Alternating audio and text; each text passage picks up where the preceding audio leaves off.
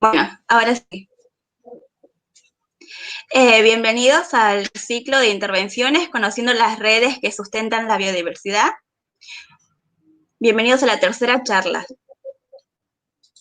Primero les voy a contar quiénes somos los estudiantes del ECA. Somos una organización de estudiantes y egresados de la Licenciatura en Ecología y Conservación del Ambiente de la Facultad de Ciencias Forestales de la Universidad Nacional de Santiago del Estero. Trabajamos arduamente en pos del cuidado ambiental, creando alianzas con investigadores, emprendedores, organizaciones no gubernamentales, movimientos sociales y organizaciones gubernamentales de nuestra comunidad, con el propósito de formar agentes de cambio que promuevan el cuidado del ambiente por medio de intervenciones comunitarias basadas en los lineamientos de los ODS. Bueno, hoy presentamos a nuestra disertante, Verónica Quiroga. Ella es investigadora del Consejo Nacional de Investigaciones Científicas y Técnicas, en el Instituto de Diversidad y Ecología Animal y el Centro de Zoología Aplicada de la Universidad Nacional de Córdoba. Ella es especialista en el estudio de la ecología poblacional yaguareté, el Puma y sus presas en el Chaco argentino. Dirige las líneas de trabajo relacionadas al proceso de defaunación de grandes mamíferos de alto valor de conservación y a los efectos de la pérdida o disminución de los depredadores tope en el ecosistema chaqueño.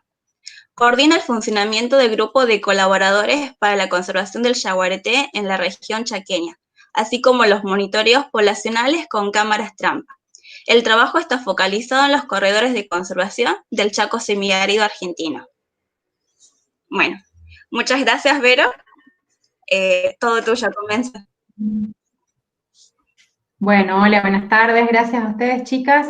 Como les decía hace un rato que charlamos, para mí un gusto dar una charla acá con la Universidad de Santiago del Estero. Les contaba a las chicas que me enamoré del Chaco en Santiago del Estero, así que yo feliz de poder darles una mano en esta charlita. Bueno, entonces les comparto pantalla y saco el video, así la conexión da para que puedan escucharlo. Me dicen si se ve bien. Denme un segundo. A ver ahí.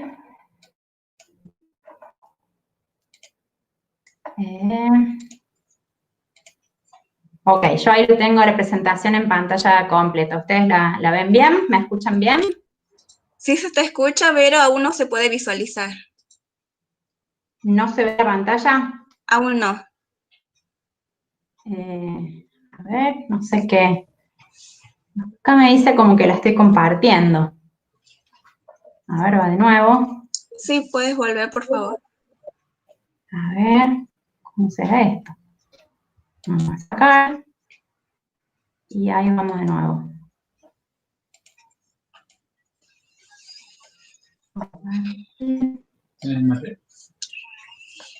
Ahí ven mi compu, ven mi pantalla. Aún no, Vero. No sé, che. Acá yo los veo todos ustedes y veo la pantalla. No sé cómo se hará, cómo podemos hacer. Esto iba a pasar, recién probamos todo fantástico y ahora no sé qué sugerencia, chicas, para que se vea. Lo saco. ¿A mí me ven? Sí, ahora sí.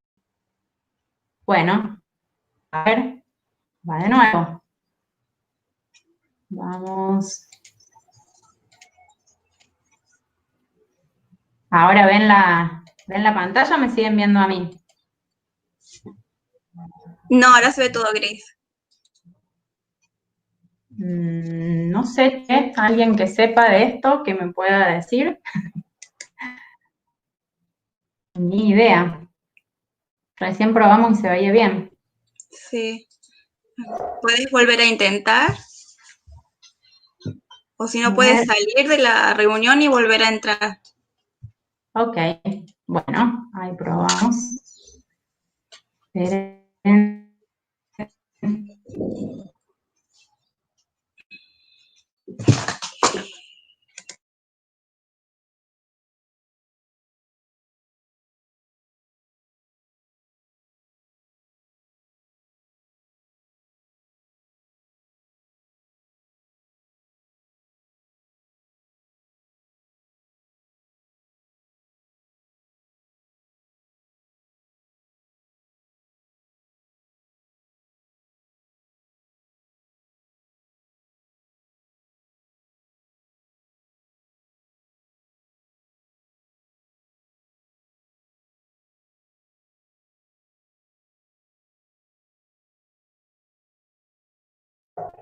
Bueno, ahí vuelvo a intentar. Bien. Ahí compartí la pantalla, no sé si la están viendo.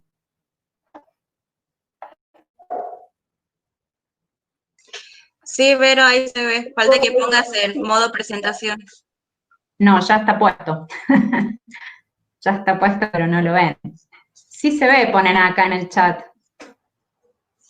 Acá hay algunas personas que ponen que no saque la pantalla, que deje su cámara. Sí, la cámara está prendida. Sí se ve, ahora sí, ahora sí. Bien. Entonces, ¿me ven o no me ven? Va, de la presentación supongo que ven. ¿Me confirman, gente? Sí, sí. Pero no. Sí, sí ¿Sí se se ve. ve? Sí. Bueno, perfecto. Listo, las demoras de toda charla online. Bueno,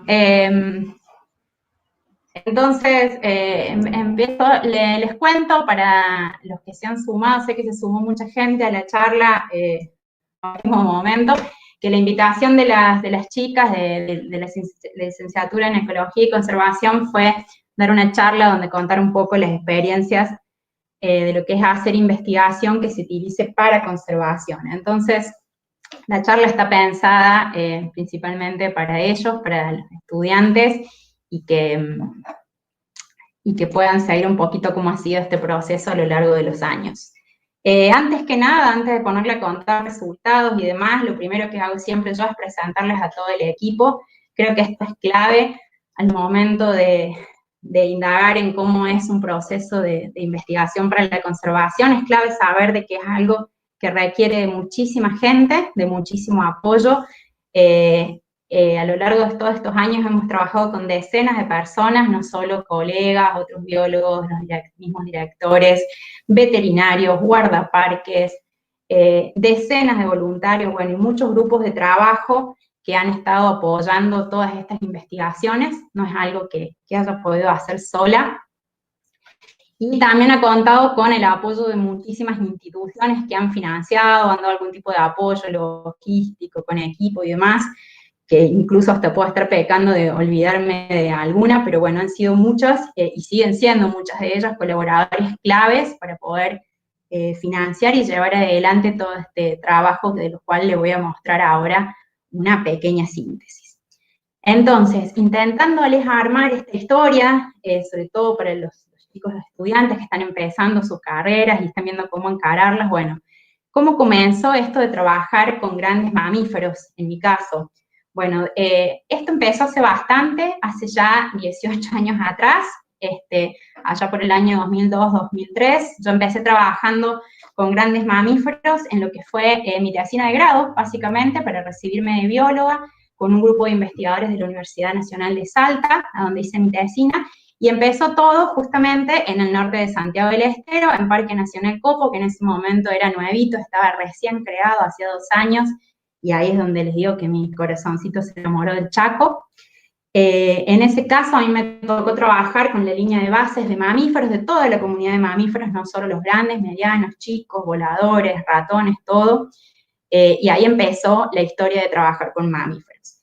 Después de eso hubo un periodo importante de tiempo, más o menos de 4 años, donde continué las investigaciones con mamíferos en región chaqueña, de la mano de Gabriel Boaglio, que actualmente todavía es uno de mis principales compañeros de trabajo en el campo, donde realizamos diversos estudios que para la que en ese momento era la Dirección Nacional de Fauna Silvestre. Empezamos ahí a trabajar con el yaguareté, con el puma, con el oso hormiguero, con las guasunchas, con las corzuelas pardas, probando distintas metodologías, los primeros muestreos preliminares con cámaras trampas, y ahí empezamos a enterarnos un poco de cómo era la situación de los mamíferos en la región chaqueña en general, ya no en sitios puntuales, y una de las cosas que identificamos fue que había un vacío de información bastante grande con respecto al yaguareté y a cuál era la situación poblacional de la especie en la zona. Entonces, a raíz de eso es que surge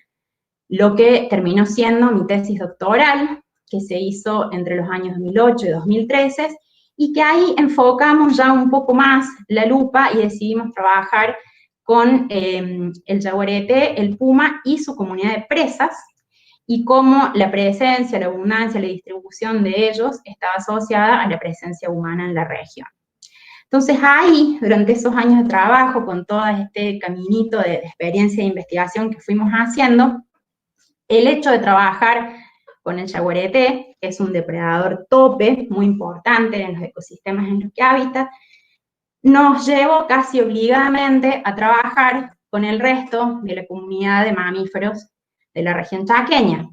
Los depredadores topes son claves, como ustedes sabrán, en los ecosistemas porque regulan las poblaciones de presas, pero a la vez las poblaciones de presas, el estado de las poblaciones de presas regula la presencia de estos predadores topes. Entonces, un trabajo que si bien siempre se ha focalizado en el yaguareté y lo hemos tenido como especie bandera y lo hemos tenido como especie paraguas, terminó siendo un trabajo con... Hola, ¿me escuchan? Hola. Hola, sí, Vero, te escuchamos.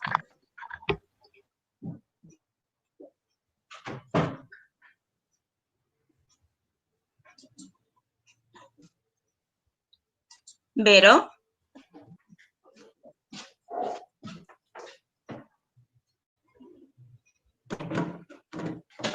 Hola.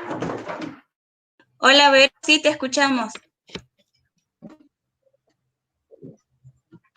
Ok, perdón, no, tuve ahí interferencia, me parece que se estaba quedando sin batería, perdón. ¿Ahí me escuchan bien? Sí. Bueno, bien accidental la conexión, No pasa nada. Bueno, trabajo en casa, es así.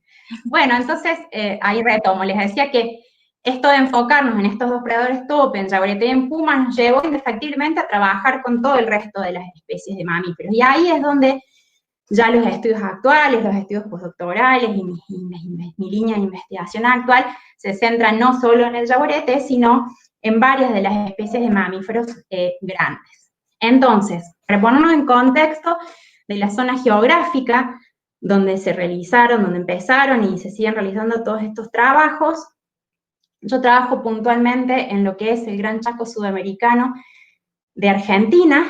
El Gran Chaco es la segunda superficie boscosa de América en tamaño después de la Amazonía. Está compartido por 4 países, Bolivia, Paraguay, Argentina y una pequeña proporción en Brasil. Y nosotros en Argentina conservamos el 60% de esta ecorregión tan importante. Estamos hablando de una ecorregión de grandes planicies de bosques, de quebracho colorado, quebracho blanco, algarrobo, palo santo, que también tiene la particularidad de ser heterogénea en cuanto a precipitaciones. Entonces tenemos una zona, que es la zona del Chaco húmedo, más hacia el este, la zona del Chaco semiárido, que es esta que les marco aproximadamente ahí en amarillo, que es la zona donde nosotros estamos trabajando, y una zona más al suroeste, que es la zona más seca, la zona árida. Dentro de lo que es la región chaqueña semiárida, las planicies son bastante homogéneas, atravesadas en algunos sitios por antiguos paleocauces de los ríos, que son estos que se ven acá. El cursor lo ven cuando lo muevo, ¿verdad? Sí. Bien. Bueno, esto que se ve acá son los antiguos paleocauces que actualmente se han convertido en pastizales naturales, y eso le da una pequeña heterogeneidad al paisaje. Y a medida que nos acercamos hacia la zona de transición con el Chaco más húmedo, ahí sí la influencia de los ríos, del Bermejo, del Bermejito, del Pilcomayo, generan un poquito más de heterogeneidad ambiental. En algunas zonas empiezan a aparecer los bosques en galerías, algunos bañados y demás. Pero en general estamos hablando de esto, de grandes planicies boscosas en el norte del país. Esta región, además de ser la segunda superficie boscosa, es el bosque seco subtropical más grande y más biodiverso de todo el mundo. O sea, es realmente un ecosistema muy importante, con una alta biodiversidad de varias taxas y con un alto número de endemismos, lo cual le da un valor agregado todavía a la ecorregión. Además de esta alta biodiversidad biológica, tenemos una gran diversidad cultural que forma este ecosistema, donde tenemos poblaciones de origen criollo, y tenemos varias comunidades aborígenes de distintas etnias, Pilagá, Toba, Wichí, entre otras, que están todas dispersas en la matriz del monte y son parte de los pobladores locales. Asociadas a estas poblaciones locales hay diversas actividades productivas. La más común es la ganadería extendida, sobre ganadería bajo monte de vacunos y cría de ganado caprino, en general para autoconsumo. Esto asociado principalmente a los puestos de pobladores criollos. Tenemos una historia de actividad forestal, de uso de quebracho colorado para postes y durmientes y de quebracho blanco para carbón de hace más de un siglo, que viene afectando los bosques chaqueños. Y una actividad un poco más reciente de las últimas décadas es la ganadería de tipo intensiva, que lleva a la realización de grandes desmontes totales o parciales para implantar pasturas exóticas para alimentar este ganado. Esta actividad de ganadería intensiva no está asociada tanto al poblador criollo o a la comunidad aborigen, sino a pobladores foráneos de las ciudades más grandes que vienen y compran ya grandes superficies de tierra para realizar esta actividad. Estas actividades, que son las principales y las más extendidas en la región, han generado fuertes cambios en la estructura de la vegetación de los bosques nativos. Y yo ahí les marco con el circulito en rojo, para que lo puedan ver, estos puntitos blancos que se ven en la matriz verde de bosque, son los puestos de los pobladores. Asociado a estos puestos de pobladores hay un peladar que tiene que ver con estos distintos usos de la tierra, ¿no? Con la actividad del ganado, con la extracción de madera y demás, que va teniendo un gradiente de degradación a medida que se va alejando del puesto, el bosque empieza a recuperarse. Entonces tenemos una matriz de monte minada por estos pobladores. Otra infraestructura clave que genera cambios en la vegetación en la zona es la presencia de caminos. En las últimas décadas, les diría aproximadamente, se han multiplicado los caminos presentes en la región. Antes, en general, uno para poder entrar en la región del impenetrable tenía que ir por sendas muy chicas, caminos de carro, que eran muy difíciles de transitar. En la actualidad, la zona se está llenando de consorcios camineros, están apareciendo caminos muy grandes, que por un lado son un beneficio fantástico para los pobladores, pero por otro, porque bueno, están más comunicados, ni hablar, una cuestión de necesidad básica, pero por otro lado, esto facilita que las actividades productivas de estas se intensifiquen, es más fácil sacar la madera, es más fácil sacar los camiones con vacas, y también hace que la zona sea más accesible para la gente que viene de las ciudades. Por ejemplo, para la gente que viene a cazar al Chaco. Entonces, ahí en ese punto es donde nos focalizamos en una de las actividades productivas que todavía no les mencioné, pero que es de las más fuertes y arraigadas culturalmente en el Chaco, que es la cacería. Los estudios de Altricher de principios del año del 2000, unos estudios preliminares que ella hizo sobre uso de fauna, determinaron que más del 95% de los pobladores rurales de la región chaqueña consumen o utilizan fauna silvestre de alguna manera. No solo para autoconsumo, en el caso de los pecaríes, de los quirquinchos, sino también como mascotismo, para venta de cueros. Hay también cacería por represalias, por predación al ganado. Hay un vínculo muy fuerte entre los pobladores y la cacería. Como algunos de ustedes sabrán, la palabra Chaco significa sitio de caza, y es la palabra también que se usa para describir una técnica de caza muy usada en esa zona. Viene de antaño, o sea, realmente cuando uno piensa en Chaco como ecorregión, enseguida lo tiene que asociar con cacería. Entonces, esta cultura de cacería tan arraigada ha llevado a que se produzca en la región un proceso de defaunación muy importante.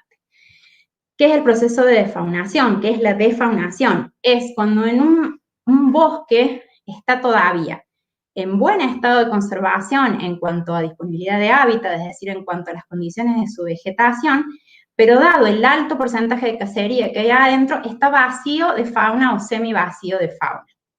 El proceso de defaunación es un proceso clave de pérdida de biodiversidad en la mayoría de los bosques tropicales y subtropicales del mundo.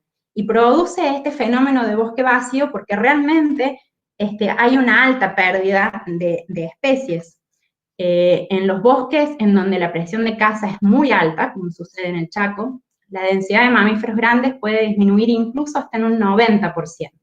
Entonces, para que vayan visualizando esta idea del bosque vacío, ¿no? Del bosque desfaunado, donde todavía no nos damos cuenta, no hay a lo mejor un desmonte enorme que nos hace llamar la atención, todavía vemos los bosques bien, pero lo que hay adentro de ese bosque es muy distinto a lo que nosotros nos podemos estar imaginando.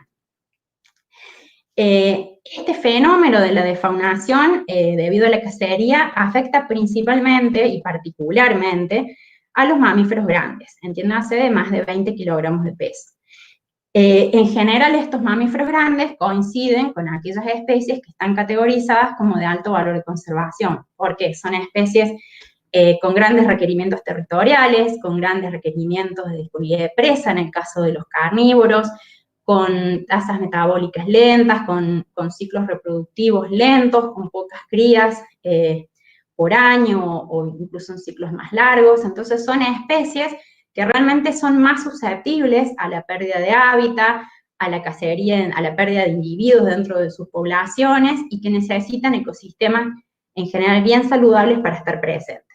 Entonces, con todo este contexto regional y con toda la información previa que veníamos juntando en nuestros primeros años de trabajos y de investigaciones, decidimos focalizar nuestros estudios en este ensamble de mamíferos grandes, particularmente en estas 9 especies, y sobre esto es que últimamente estamos tratando de aplicar estos estudios que estamos realizando a la conservación no solo de este ensamble de mamíferos, sino de la región chaqueña. Entonces, ¿cómo hicimos para evaluar el estado poblacional de este ensamble de mamíferos grandes? O sea, si uno dice que va a hacer investigación para conservación, lo primero que tiene que pensar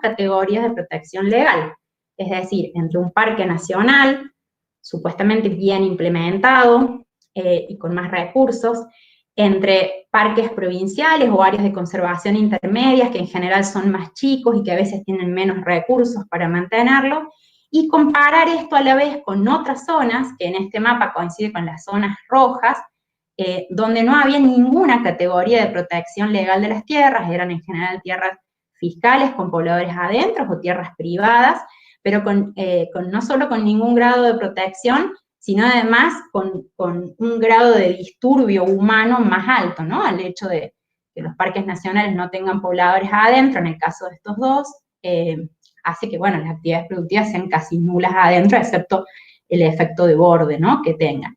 Entonces, bueno, decidimos comparar estos sitios, estas categorías distintas y ver qué estaba pasando con los mamíferos dentro entre estas situaciones diferentes de manejo y de conservación de la tierra.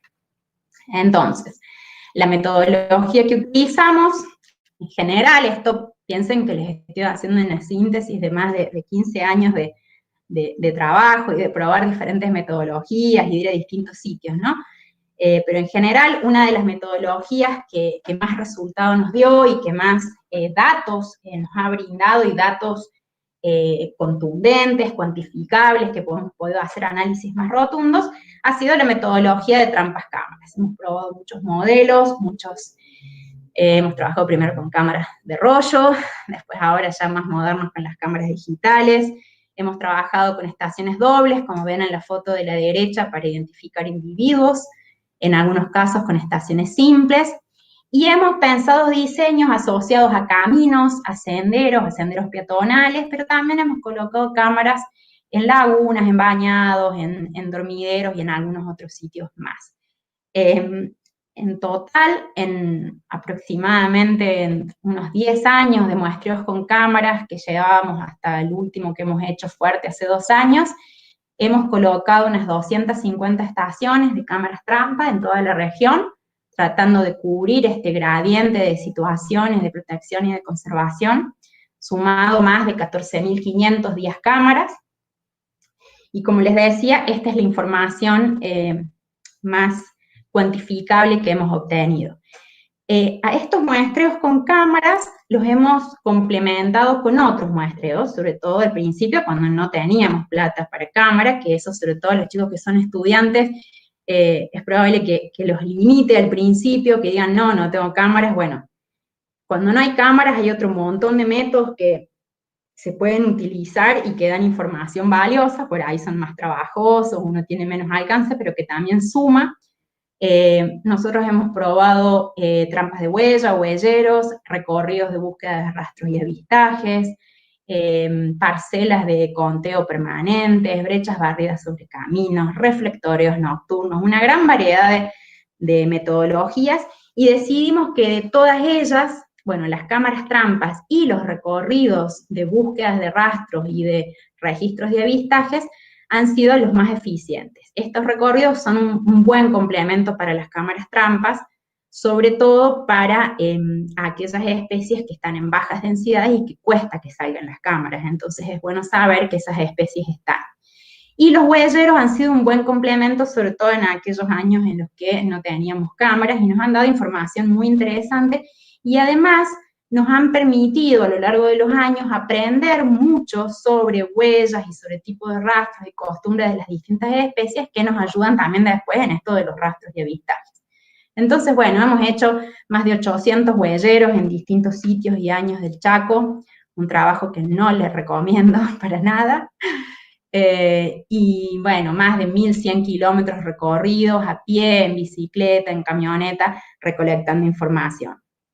Entonces, estas dos metodologías la complementamos finalmente con una tercera, que es la que hace más tiempo que venimos llevando adelante y que vamos perfeccionando con el tiempo, que son las entrevistas. Nosotros realizamos entrevistas de tipo semiestructuradas o incluso informales, charlas informales con distintos pobladores locales, criollos, aborígenes, maestros rurales, guardaparque, otros investigadores o técnicos en zona. Con esta gente hemos indagado sobre la presencia de todas estas especies, el uso que hacen de ellas, si antes había más, si ahora hay menos, dónde andan, qué costumbres tienen, qué percepción tienen ellos sobre esas especies. Bueno, hemos intentado no solo obtener información cuantificable, sino también información que a nosotros nos permita entender cómo es la relación entre la gente y la fauna en el Chaco, en este caso entre los mamíferos, y a partir de ahí poder pensar cualquier recomendación o cualquier conclusión que saquemos de nuestros datos en un contexto real, sociocultural de la región, que indefectiblemente va de la mano con los resultados que obtengamos. Entonces, a lo largo de todos estos años hemos realizado aproximadamente unas 190 entrevistas, cada puntito rojo es una familia o un puesto en donde hicimos entrevistas. Con estas entrevistas no solo cubríamos los sitios donde hacíamos los muestreos puntuales, con cámaras y con los recorridos de búsqueda de rastros, sino también otros lugares.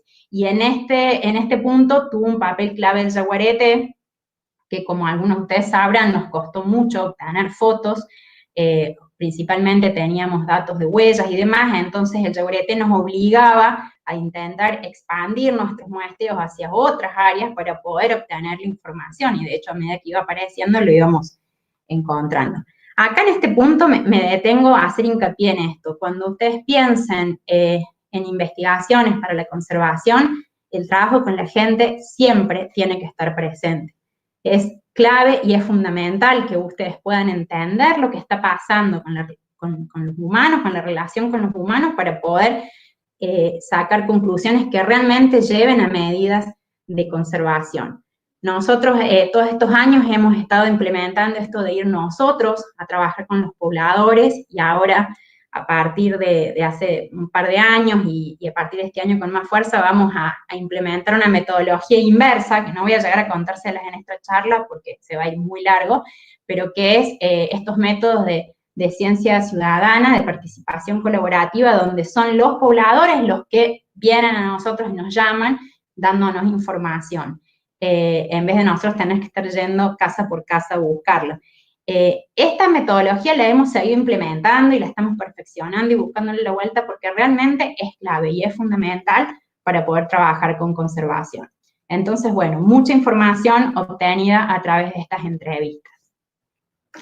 Entonces, los resultados, digamos, principales que obtuvimos a nivel regional de todas estas metodologías, de todos estos conocimientos, fue darnos cuenta de que los grandes mamíferos en el Chaco están relegados principalmente a las áreas protegidas de mayor implementación.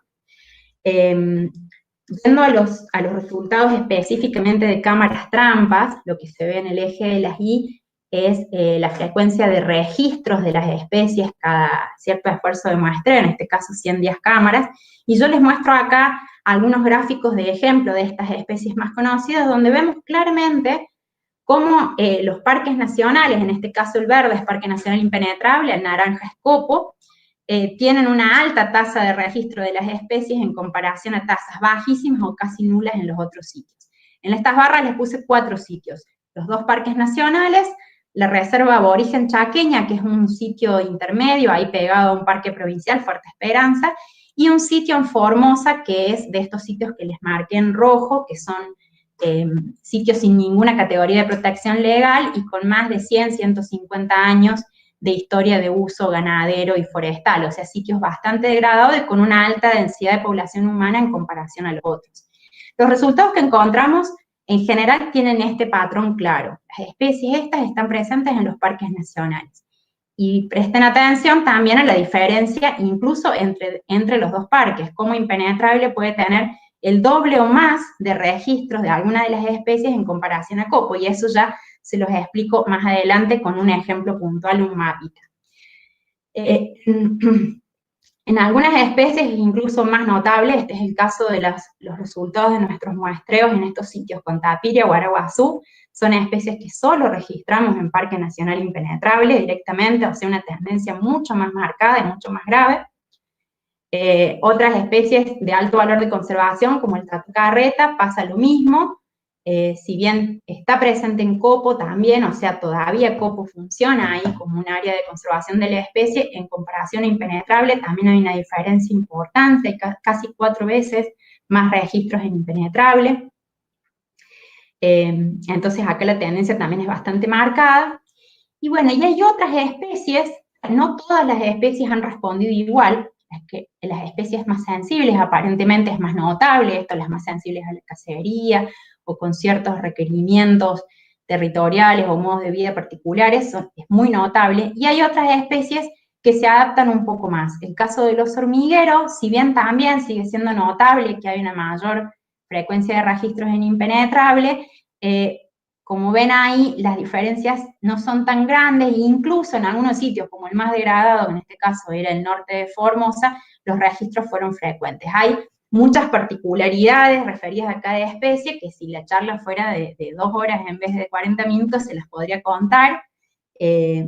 Hemos hecho análisis ya muy puntuales, con modelos de ocupación o modelos lineales generalizados para los que están familiarizados, donde hemos evaluado ciertas variables ambientales afectando a cada especie, y eso nos ha dado información ya más puntual, que para el que le interese después se la puedo compartir. En el caso del oso hormiguero, una de las cosas claves que encontramos es que muy probablemente la ausencia de su predador tope en todo lo que es la región chaqueña, o sea, la ausencia casi completa de yaguarete, favorece a que esta especie esté en bastante buen estado de conservación. O sea, no solo no tiene predador tope, sino que además es una especie que no es de las preferidas para cacería. Son casos puntuales donde se caza al oso, en general está asociado con ataques indeseados por parte de perro o con alguna persona que necesita cuero para algo, pero es muy raro. Entonces, no tiene una alta presión de cacería y no tiene un depredador tope. Y esto hace que la especie, por lo menos en la zona del Impenetrable norte, que es donde nosotros muestramos, esté bastante bien, incluso fuera de las áreas protegidas. Y otras especies más adaptables, un poco más flexibles, que soportan disturbios, como puede ser el puma o la guasuncha, que la sume a nuestras nuevas especies de mamíferos grandes, porque me parecía interesante, están presentes en todos los sitios, o sea que no desaparecen, como el caso del tapir o el maján o demás, pero también siguen mostrando un patrón donde las poblaciones son mucho más fáciles de registrar dentro de los parques nacionales que en las otras regiones. O sea, el patrón siempre está claro, sobre todo en los muestreos con cámaras trampas. Entonces, ¿qué nos está diciendo esto? O sea, ¿qué nos está sugiriendo? Está sugiriendo que en el caso de los mamíferos grandes en esta región, es muy probable que para varias especies, para muchas de estas especies, se esté dando lo que decimos, lo que nombramos como una dinámica de fuente-sumidero. ¿Qué significa esto? Las áreas, en este caso, puntual, este ejemplo que les muestro acá en el mapa, la área en verde, que es Parque Nacional Impenetrable, es un área protegida nacional, que si bien es nueva, viene de una historia de uso con bajo impacto de cacería, sin pobladores adentro, o sea, es un área que viene protegida y que encima ahora hace ya 5 años que está bajo una categoría de protección importante. Estas áreas estarían funcionando probablemente como fuente de individuos de ciertas especies, ¿no? Las poblaciones aquí estarían en mejor estado de conservación que afuera de estas áreas. Entonces, las áreas circundantes, ya sea la matriz de bosque con pobladores rurales o las áreas protegidas más pequeñas y menos implementadas, como pueden ser algunas áreas provinciales, estarían funcionando como sumideros. Es decir, cuando los animales salen del área fuente del Parque Nacional y se mueven hacia los corredores con las otras áreas o hacia la matriz de monte, tienen una alta posibilidad de ser cazados. Esto que hablamos de que son sumideros atractivos, ¿no? Se convierten en bosques vacíos. Entonces yo les mostré, acá les quise mostrar un ejemplo bien puntual. Este es uno de los últimos estudios que hicimos comparando Impenetrable con la reserva de Fuerte Esperanza, que es este triangulito de acá, y todas estas cámaras están puestas en lo que es la Reserva Grande Aborigen, que es una categoría de protección intermedia. Entonces, comparamos lo que pasaba en uno y otro sitio. Y pasa de nuevo lo mismo que nos mostraban las cámaras en los grafiquitos de barra a nivel de toda la región. Ciertas especies están solo presentes dentro del parque. El tapir y el aguaraguazú están solo presentes en Parque Nacional Impenetrable. No tuvimos ningún registro en esta zona. Otras especies muy sensibles, como el tatu carreta o el maján, pecarí del labio blanco, estuvieron presentes en los dos lugares, pero dejo la foto acá porque acá estamos hablando de cientos de registros. En el caso del tatu carreta, más de 90 registros, en el caso de los chanchos, cientos, y en los muestreos, en las cámaras puestas en los sitios de menor protección, tuvimos una sola foto de tatu carreta y una sola foto de pecarí del labio blanco. O sea, claramente las poblaciones acá en el área fuente, en el área núcleo, están en buen estado de conservación y cuando salen de ahí quizás pueden sobrevivir algunos individuos, pero no están logrando tener poblaciones estables.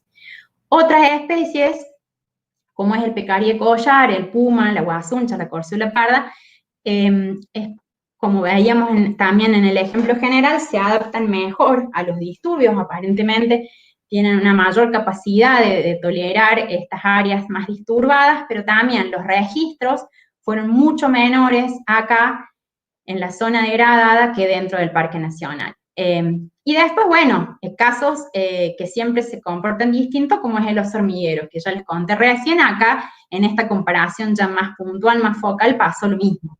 Realmente las poblaciones de osos estaban presentes en los dos sitios, en las dos zonas, y en las dos zonas fueron muy abundantes. Fíjense de todas maneras cómo cambia el ensamble de mamíferos grandes, donde tenemos acá el doble de especies presentes que las que tenemos acá, y que además sabemos, cuando vamos al detalle fino, de que las abundancias, digamos, poblacionales en esta zona son mucho más bajas que acá. Entonces, claramente esta zona está funcionando más como fuente de mamíferos. Y el tema acá, y es donde siempre todo se complica, es que no siempre es tan lineal la cosa y hay especies que se comportan distinto. Entonces, tenemos casos particulares como puede ser el quinilero y el yaguareté. Para estas especies uno podría decir, bueno, a ver, primera conclusión, conservamos las áreas fuentes y con eso resguardamos las poblaciones de mamíferos y bueno, y solucionamos el problema de los sumideros porque los estamos conservando acá. Bueno, hay especies que con eso no basta. En el caso del yaguareté, que es por ahí el más largo de contar, que también sería para otra charla, la especie estuvo presente en las dos zonas, pero en las dos zonas estuvo presente con registros muy esporádicos. Entonces, tenemos huellas, incluso, bueno, ahora en Impenetrable, uno de los tigres que encontramos está con collar y lo estamos monitoreando. Hasta ahora creemos que es el único individuo que está en el parque, por lo menos por ahora. Lo mismo pasará acá en la reserva aborigen. Tenemos huellas y avistajes, quizás estamos hablando de 1 o 2 individuos, pero el tema es que estos individuos están en tan bajas densidades poblacionales que necesitan desplazarse muchísimo a lo largo de todo el territorio. Entonces, no solo usan las áreas fuentes, también usan los sumideros, usan los corredores entre estas dos zonas, y es importante conservar todo para poder conservar esta especie. En el caso del quimilero también pasa algo complejo. Esta especie, si bien está presente en el parque, y algunos colegas han obtenido algún par de fotos el año pasado, actualmente son 2 individuos creo que hay registrados. La verdad es que en la reserva aborigen hay muchos más registros. O sea, está presente, pero no son grandes poblaciones. Y sin embargo, sí prefiere esta zona, que es un sumidero atractivo terrible, pero donde el tipo de vegetación, las condiciones edáficas y demás favorecen la presencia de esta especie. Una especie sumamente importante, con poblaciones bastante reducidas, endémico de la región chaqueña, pero que prefiere sitios más degradados, más secos, más disturbados, y ahí es donde lo encontramos. Entonces, ¿qué pasa si conservamos solo las áreas fuentes? El quimilero se nos queda afuera, el yaguareté se nos queda afuera, o sea que no es tan lineal lo de decir, bueno, conservo solo las áreas núcleas, necesitamos trabajar a nivel de paisaje. Y otro ejemplo puntual, que se los explico medio rápido para no hacer tan larga la charla, es el tema de que estas áreas fuentes, estas áreas núcleos, que son las áreas protegidas, o algunas de las áreas protegidas, terminan sufriendo un efecto de isla, quedan aisladas de las otras áreas,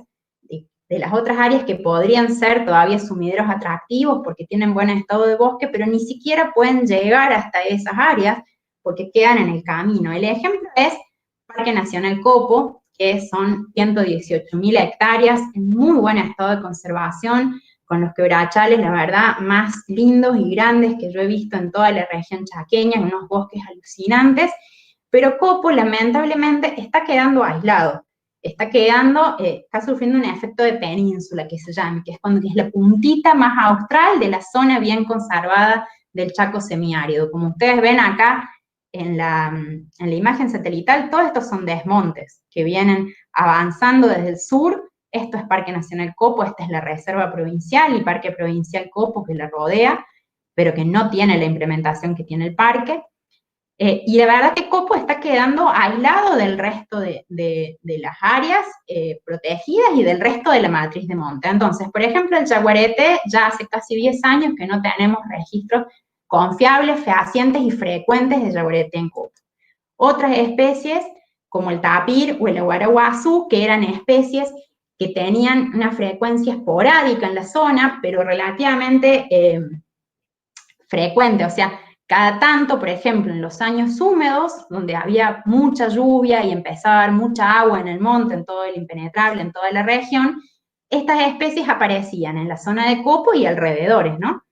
Se obtenían registros en las cámaras trampas, se obtenían huellas, los pobladores los veían. Bueno, ahora cada vez es menos frecuente, ya hace de Aguaraguazú, hace muchísimos años que no hay huella.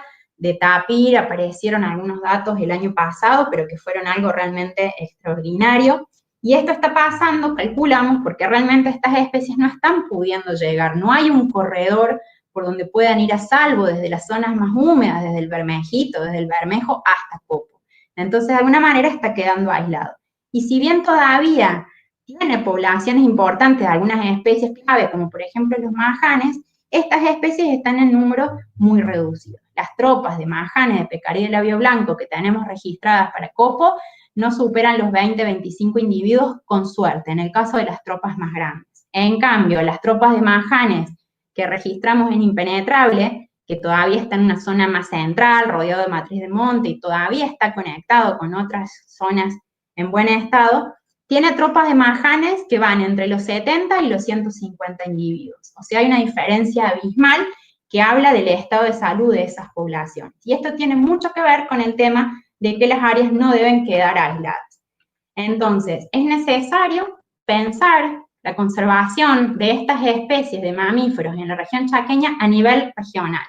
Tenemos que pensar en un paisaje de conservación que incluya estas áreas núcleos que funcionen como fuente. Esas áreas tienen que ser lo suficientemente grandes y bien implementadas, y tienen que incluir corredores de conservación entre ellas, que pasen por sitios con pobladores, que pasen con sitios donde quizás hay áreas menos protegidas, que pasen por sitios que quizás deban convertirse en nuevas áreas núcleos, así como apareció impenetrable. Hay otras áreas, como puede ser la Reserva Aborigen, Fuerte Esperanza, que deberían convertirse en áreas núcleo importantes.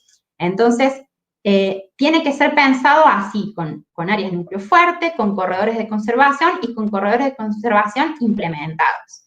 En estos corredores no puede haber cacería. Deben dejar de ser sumideros atractivos para los grandes mamíferos. Tiene que haber una disminución alta de la cacería y necesitamos que se genere una propuesta viable y sostenible de cambio de uso de la tierra, que haga que no esté más esta cacería. Entonces, una de las propuestas que se viene implementando en la provincia de Chaco, sobre todo hace varios años, de a poco, pero con fuerza, es el tema de empezar a generar un cambio de uso de la tierra, de la cacería de mamíferos para autoconsumo a el ecoturismo, por ejemplo, a generar actividades de observación de fauna, de observación de mamíferos, de observación de aves, cabalgatas, un montón de actividades asociadas al ecoturismo que le darían un valor agregado a estos mamíferos, a la presencia de estos mamíferos en la zona, y que haría que la gente decida, cuando haga el balance, decida no cazarlos, sino conservarlos. Generar este cambio de uso de la tierra en los corredores de conservación no significa, cuando hablo, perdón, de generar corredores de conservación, no significa sacar la gente. Eso es algo que quiero que quede súper claro. La gente tiene que estar con esto, con un cambio de uso de la tierra, por lo menos en la actividad de la cacería. Y en las otras actividades, bueno, reordenarlas de alguna manera para que el hábitat se pueda mantener junto con la presencia de los mamíferos. Y hay muchas cosas para revalorizar en el Chaco, las artesanías, la gastronomía, un montón de cosas que podrían hacer que esta zona realmente resurja incluso económicamente a través de este cambio de uso de la tierra. Entonces, bueno, con estos resultados a grandes rasgos, con estas recomendaciones que surgieron de estas investigaciones, que las pensamos exclusivamente así para que sirvieran para conservación, ¿qué es lo que hacemos? ¿Qué es lo que hicimos con esto? Y acá me parece importante, sobre todo el mensaje para los chicos, para los estudiantes que están pensando meterse en esto. Si uno va a hacer investigaciones para conservación, cuando llega a este punto de que ya tiene la información generada, el punto siguiente, clave y fundamental, es transmitir esta información a los tomadores de decisiones. ¿Cómo aporta esta investigación a la conservación de los grandes mamíferos chaqueños? Tiene que ser comunicada, tiene que ser usada. Si no, no es investigación para la conservación, es investigación de base, muy útil, que alguna vez se usará, pero que va a quedar guardada en una tesis, en una publicación, en una biblioteca. Esta información tiene que llegar a los tomadores de decisiones en forma de informes técnicos, de planes de manejo, de aportes. Entonces, para terminar la charla, les muestro rápidamente algunos de los aportes que nosotros hicimos con esta información que les mostré y otro montón de información más que no me dé tiempo la charla para contarles. Una de las cosas importantes fue aportar información científica de base fuerte para la creación y la gestión del Parque Nacional Impenetrable y poder gestionar un área núcleo clave en este momento en lo que es la región chaqueña, para nosotros fue un orgullo poder participar con nuestra investigación de esto, la verdad que es uno de nuestros regalitos de estos años, y realmente fue importante que en el grupo de organizaciones que estaba gestionando el parque hubiera científicos que estuvieran dando esta información. Hemos aportado con nuestra información a la implementación de los corredores rurales de biodiversidad chaqueños que se están llevando adelante con un proyecto GEF entre Parque, Chaco y otras instituciones, con relevamientos, con esta comparación que les mostré entre el área fuente y sumidero, el parque y la reserva aborigen, y cómo se comportan las especies, y cuáles especies están cubiertas y cuáles no. Todo esto sí información de corredores rurales. Bueno, hemos asesorado en el manejo de especies particulares, planes de manejo, planes de uso, de translocación, y bueno, de varias especies cuando nos han pedido información. Hemos usado todas las investigaciones para aportar a los planes de manejo de los 2 parques nacionales de la zona, el Parque Impenetrable, ahora que ya está formado, y en Parque Nacional Copo no solo ayudamos con la línea de base en su momento, hace casi 20 años, sino también con los monitoreos que se siguieron haciendo a lo largo del tiempo, capacitando a los guardaparques para que los puedan hacer ellos, participando en la revisión del plan de gestión que se hizo hace 2 años, redefiniendo en ambos parques los valores de conservación, la zonificación, bueno, usando la información que teníamos para que realmente se tomen decisiones de manejo. Lo mismo con el plan regional y el plan nacional para la conservación del yaguareté. Nuestra información fue clave y se utilizó en numerosos talleres, reuniones, jornadas, subcomisiones de discusión, para tomar decisiones de manejo de la especie que han traído, la verdad, que muchos beneficios actuales para el yaguareté. Y bueno, y mucha de nuestra información se ha utilizado para crear material educativo, aportando a iniciativas de otras instituciones gubernamentales y no gubernamentales. Yo creo que si la información científica que generamos, pensada y diseñada para responder preguntas de conservación, se comparte y se discute con los tomadores de decisiones, y si estos tomadores de decisiones se apoyan realmente de los años de estudios como en la toma de decisiones, sino que también tengamos en cuenta a los pobladores, no solo rurales, sino a los pobladores de las ciudades, o sea, a la gente. Y en la toma en la conservación es la conclusión final que les dejo, y con eso termino la charla. Espero que no haya sido muy largo, es raro esto de... Bueno, quedo a disposición para las preguntas, ahí que me van a moderar las chicas. Hola, Vero. Lo último que dijiste se estaba escuchando entrecortado. Lamentablemente es tu conexión.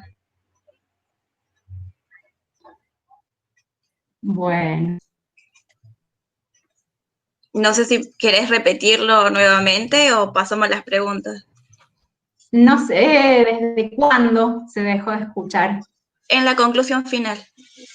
La última diapositiva. No, lo que les decía básicamente es que me parece muy importante que generamos que la compartamos, que la discutamos con los tomadores de decisiones. Igualmente importante que los tomadores de decisiones usen esa información concienzudamente para tomar las decisiones. Y si eso sucede, yo creo que se pueden generar muchas instancias de conservación y manejo de los recursos muy útiles, como algunos de esos ejemplos. Y en todo ese proceso no se puede dejar de lado a la gente, ¿no? Tanto a los pobladores rurales como a los que vivimos un poco más afuera, pero que tenemos influencia sobre los ecosistemas. Ese era el mensaje final. Gracias, Vero. Tenemos muchas preguntas. Una es, la gente que caza para consumo, ¿qué alternativas se les da para su alimentación?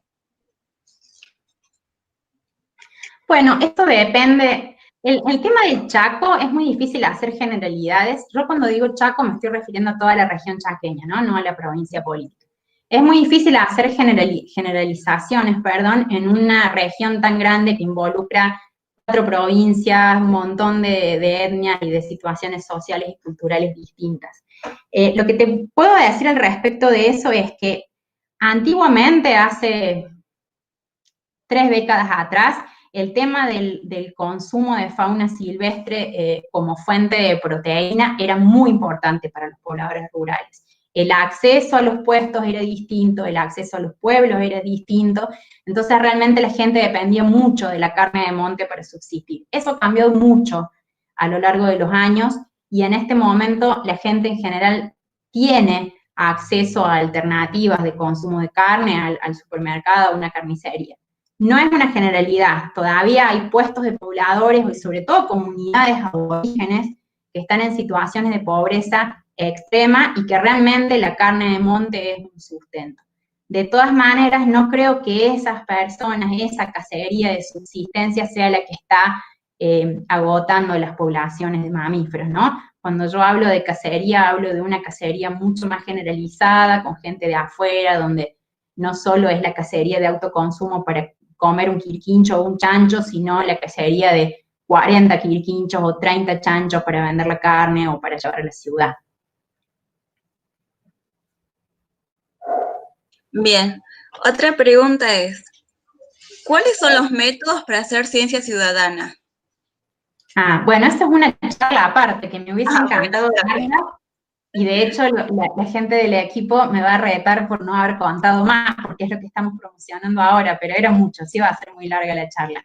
Hay muchos métodos distintos. Nosotros lo que venimos implementando en la región chaqueña hace 5 años es lo que mencionaban las chicas al principio, el grupo de colaboradores para la conservación del yaguareté. Básicamente lo que hacemos es tener colaboradores a campo, pobladores, guardaparques, como les decía, maestros rurales, otros investigadores, que se ofrecen voluntariamente a colectar datos de ciertas especies, porque ellos son los que están en el campo y están permanentemente en contacto con esos datos, y pasarnos esos datos a nosotros. Entonces, lo que permite esta ciencia ciudadana, estos monitoreos participativos, es obtener información de áreas mucho más grandes, es como tener muchos biólogos muestreando en el campo. Y los métodos van a variar según la especie, según lo que estés estudiando. Nosotros ahora estamos implementando una serie de apps, de aplicaciones para el celular a través de una plataforma que se llama Epicolet, algunos la deben conocer, que básicamente van a ser unos formularios para colectar datos de ciertas especies de interés, el yaguareté desde ya, y algunas otras, el tatu carreta, el tapir y demás, y que nos van a permitir registrar no solo avistajes que tenga la gente, sino también casos de conflicto, casos de atropellamiento, bueno, y algunos otros datos más. Después podemos dar una charla sobre eso aparte. sí. Ahora, ¿los pobladores rurales reciben alguna compensación económica por depredación del ganado para aumentar la tolerancia del yaguareté y del puma en su establecimiento? No, en la región chaqueña no, absolutamente no.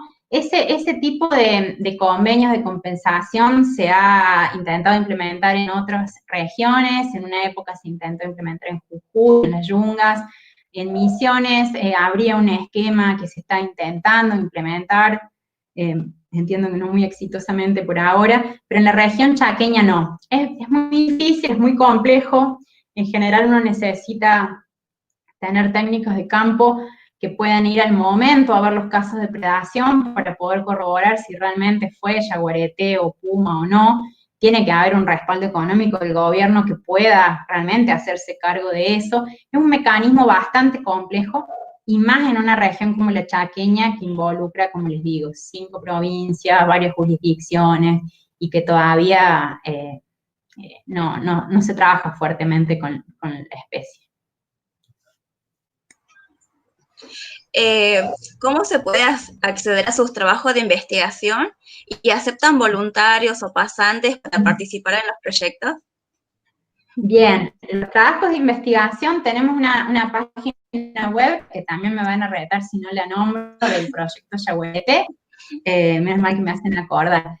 Tenemos la página web que es proyectoyaguareté.com.ar, después cualquier cosa las pasamos por escrito. Tenemos un Facebook, tenemos un Instagram y alguna otra red social más, donde en general vamos contando un poco lo que hacemos, los proyectos, las nuevas actividades. En la página web están cargadas las publicaciones científicas, las tesis, algunos de los informes técnicos. Eso por un lado. Y con respecto a los voluntarios, sí, a veces aceptamos, tenemos una larga lista de voluntarios y de gente que se quiere sumar, por suerte, y en general nos hace falta gente, pero tiene que ser justo cuando estamos en alguna actividad, o campaña de campo, o campaña de cámaras, o campaña de grupo de colaboradores. A veces necesitamos voluntarios de ciudad que nos ayuden con análisis de datos, etiquetados de fotos y demás. Así que, bueno, les recomiendo que nos consulten puntualmente y a medida que podemos incorporar gente y sumar voluntarios al equipo, intentamos hacerlo. Bien, hay muchísimas más preguntas, pero ya nos quedan un minuto, así que vamos terminando, lamentablemente. Te agradecemos un montón, Vero, muchísimas gracias. Y bueno, espero que sigamos la colaboración. Bueno, muchísimas gracias a ustedes, chicas, por organizar esto, por difundir las cosas y sobre todo a tanta gente por haberlo organizado tan lindo. Y sí, de una, quedamos en contacto y al pendiente cualquier cosa, los que se hayan quedado con dudas o preguntas a través de la página del proyecto, yo creo que ahí se pueden sacar muchas dudas y de las redes sociales, incluso de los institutos donde trabajamos, el Facebook del IDEA, de CONICET también hay información, así que podemos seguirla por ahí. Muchas gracias. Bien. A ustedes. Las preguntas que quedaron pendientes las vamos a enviar por mail. Bueno. Gracias, Vero. Bueno, muchas gracias. Saludos a todos.